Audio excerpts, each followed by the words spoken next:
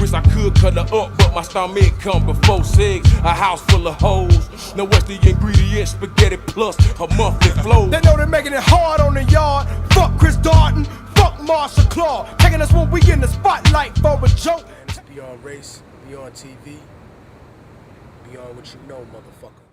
I think it was a process. It wasn't an epiphany, you know? It wasn't like one day I woke up like, oh, you know, I'm gonna be a revolutionary rapper. You know, if somebody told me that when I was a kid and I was running around robbing and stealing, I'd probably fucking laugh at them. Like, shut up, nigga, get the fuck out my face. Eventually, it was a process, you know? Me being incarcerated had something to do with it.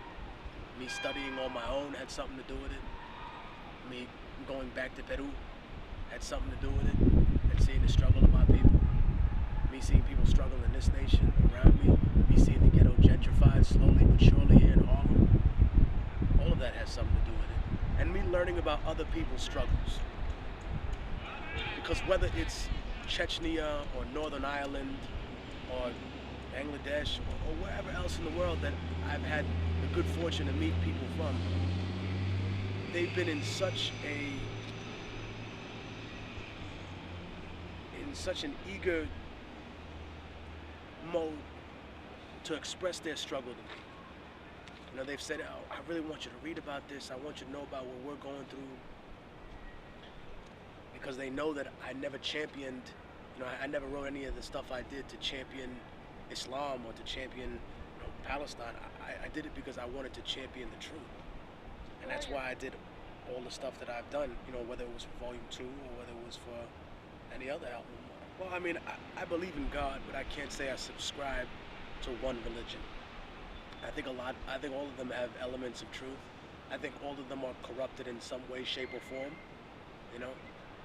For example, Muslims will argue, you know, the Bible is corrupted, and so the Quran was made to fix that corruption. And yet they fall into the trap of a cultural corruption, because there are people who justify slavery through Islam. There are people who justify drug use, you know what I mean?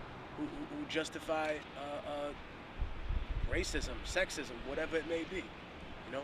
People have done that traditionally through Christianity, and now it's being done through Islam. So the pitfalls you were trying to avoid eventually come out another way. Now, I feel like they all have elements of truth.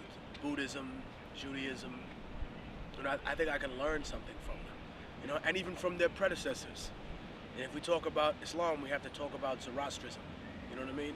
If we talk about Catholicism, we have to talk about Arianism, you know? And if we talk about the Middle East, we can't just talk about one religion, but we have to talk about all of them, because at some point, the area was dominated by so many different people that there were so many different religions. In Latin America, in Africa, you know, it's not like people just believed in one religion for their entire history, you know. People prayed to the gods of their conquerors.